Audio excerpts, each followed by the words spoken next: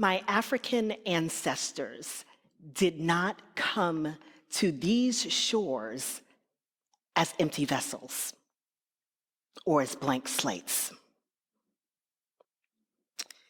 In this ocean, hundreds, then thousands, then millions of people of African descent were brought through what I'm calling an involuntary baptism. During the transatlantic slave trade, this involuntary baptism, you see, something died and something was also born. My ancestors came to these shores in cargo ships, human cargo. And when they got here, there was a cauldron and a cradle of early American religiosity. Part of how we understand this story is about the stripping away. And certainly there was a stripping away of these African peoples of languages and names and material objects and certain kinds of traditions. The stripping away, people think, of everything. But I want you to know that something survives the voyage. And so this cauldron that we have of these early Africans, soon to be early African Americans, and they encountered these shores of North America and South America. Something like 20 to 30% of these Africans were practicing Muslims. Some significant portion of them were practitioners of traditional African religions, but a number of them were already practicing Christians. And I need you to know that because when my ancestors got to this shore, North America, they were not encountering the divine for the first time. They brought the divine with them. They brought the divine with them. And so what we see in this early American cauldron is the adaptation, the adoption, but also the transformation of American religion. So my ancestors went into the hush harbors, those secret places, those wilderness places, and in those hush harbors where they were left alone, they practiced. They remembered. They poured out libations. They did the ring shout. They buried the dead according to customs that were ancient. They also went to church. They also practiced Christianity. But Christianity was being changed even as they were being changed. This cauldron produces what we call American religion, but I need you to know that it is what it is today because of my African ancestors. In the hush harbors, they were developing theology, systematic, deliberate, constructive. Do you know how I know? It's in the music, it's in the songs, it's in the spirituals. They were developing a Christology. Who is Jesus? Oh, Jesus is Mary's little baby. So they sang about Mary's little baby. They sang about the Exodus. They sang about the God of deliverance. Didn't my Lord deliver Daniel? They sang about heaven. But be clear, this heaven was a place of justice, because as one of the spirituals says, everybody talking about heaven ain't going there. And so they're developing this systematic and deliberate and constructive theology in the hush harbors and in the wilderness and later on in the institutional churches. I want you to know that this faith was both praise and protest. It was praise because that's what it means to be people of faith, to thank God for where we are and who we are, to give honor and thanks for survival. It was also protests against the condition of enslavement, protests against bondage, protests against all of the forces and powers and principalities that for 400 years kept people in bondage. And that praise and that protest meets. And it creates the institutional Black church. That's where this part of the story I want to share with you starts. The institutional Black church. The building of buildings, of churches, of schools, the creation of a theology, the creation of ways and practices of worship, all of this happening in that early cauldron of American religion. But the 20th century, where this part begins, is also about involuntary migration. And we often don't tell the story that way. Because if the transatlantic slave journey, that voyage, that Mayapha, was hundreds, then thousands, then millions, what you see in the 20th century after the end of the First World War and the Second World War are millions of African Americans leaving the rural South to places north and west. Millions leaving behind racial violence, leaving behind lynchings, leaving behind sharecropping, which was just slavery by another name. And so they left. By foot, by train, by mule. They went to places like Chicago. Chicago is simply Mississippi with snow. They went places like New York and St. Louis. Some went west to California. They went to Philadelphia and Washington, D.C. in search of a promise. The institutional Black church helped to make that promise a possibility. In Chicago, there would be churches. Churches would hang a white cloth outside of their window. And that white cloth was a signal to these migrants coming from Mississippi that we have room here. There's food for you here. We can help you find a job here. I mean, imagine that, the church actually doing the work of the gospel. So they sit and they went, and these migrants use the institutional church in search of the American dream. Part of the institutional Black church is an official office which really has almost no parallel anywhere else. It is the Mother's Board. I got to tell you about the church mothers. The Mother's Board. The Mother's Board is an official ecclesial office. You are a church mother. That is like being a deacon or an elder or a trustee. The Mother's Board was comprised of older African American women. The only qualification you needed for the Mother's Board was that somebody just thought you were old. That's okay, that was it. And you were on the Mother's Board. So these older Black women, I want you to know, wielded substantial power. Let me put it that way. You see, the pastor's name might be on the building. The pastor's portrait might be in the lobby. But I want you to know these women were the real power brokers. They were the real authority. They say, go, you went. They say, stop, you stopped. And that's just what it was. And so we understand the biblical model, right? The biblical model was older women teach the young women.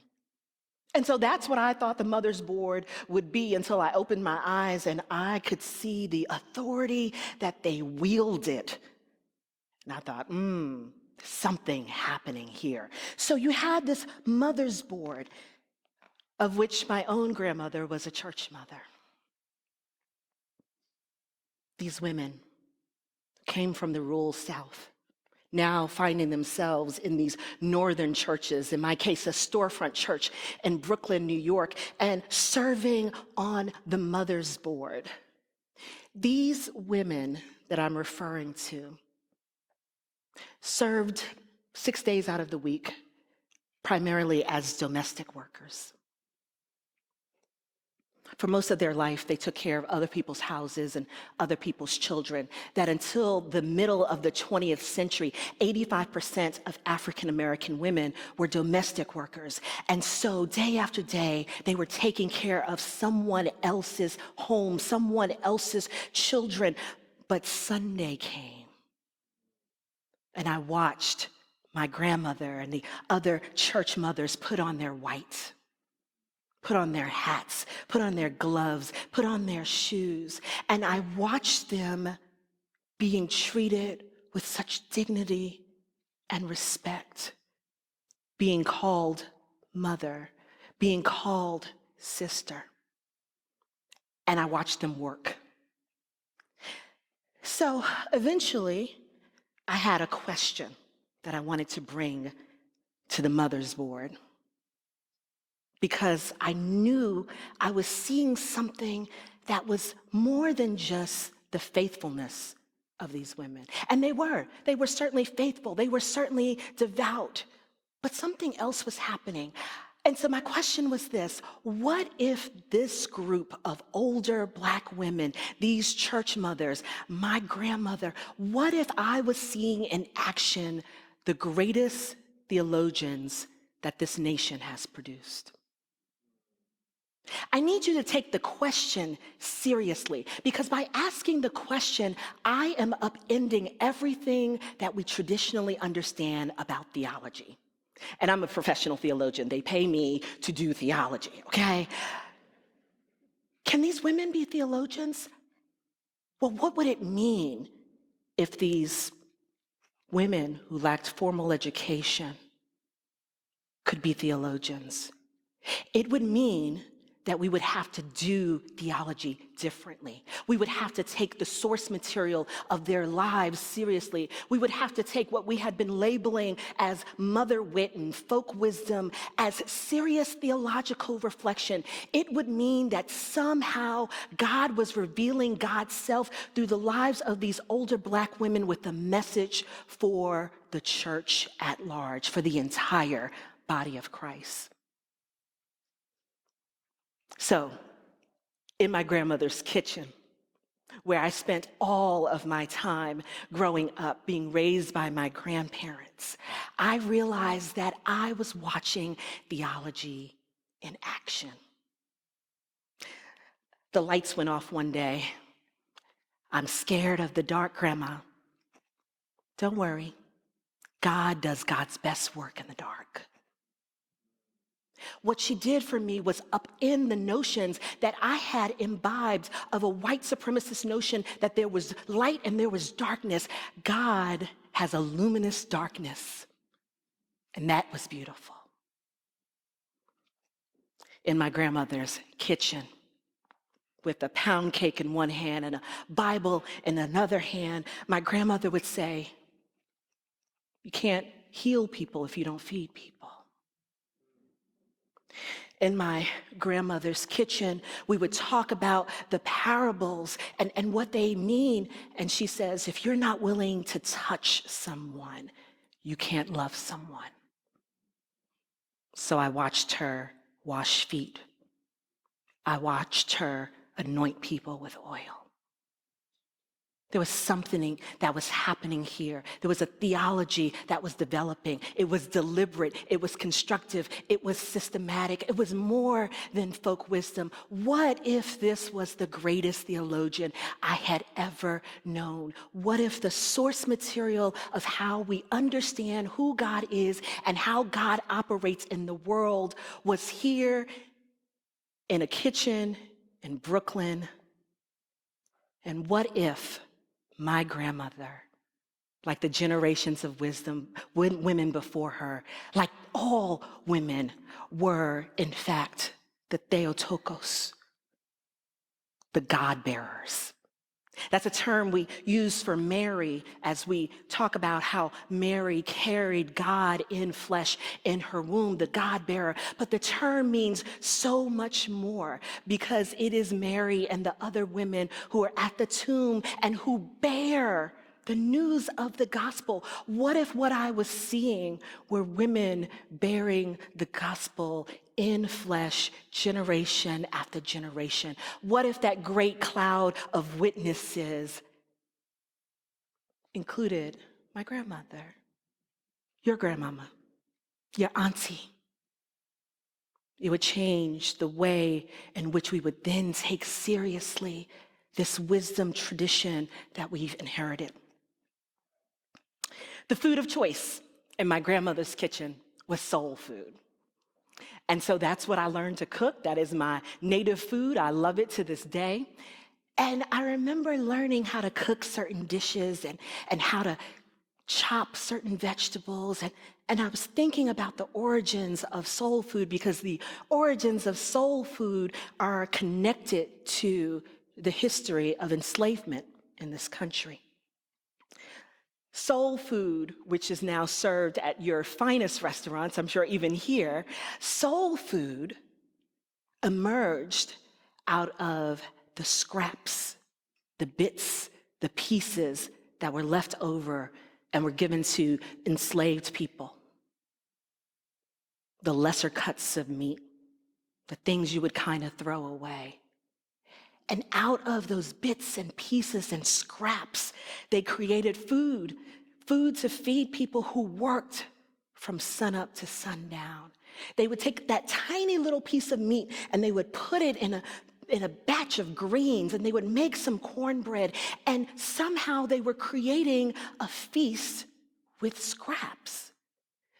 And so I watched that happen in my grandmother's house. I remember being the teenager and I would open the refrigerator and there would be nothing in there. And I'd close the door and I'd go sit. But hours later from that same refrigerator, she created a feast. And it all hit me. It all came together. This soul food, this grandmother's kitchen, this wisdom, this theology. My grandmother was a co-creator with God. God made from nothing everything. And I watched it week after week after week as from nothing, from scraps, from little bits of things, my grandmother made a feast. What does it mean for us today to stand here? Those of us who know that we are broken, we are in pieces, we are just little scraps of something. And God simply saying to us, you are more than enough.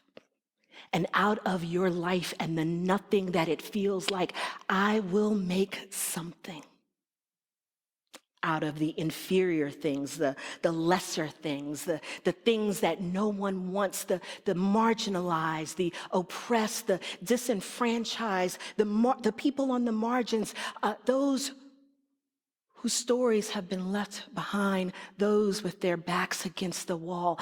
Out of their lives, I will make something, and I will call it good. Salvation and soul food, lessons from my grandmother's house. Thank you.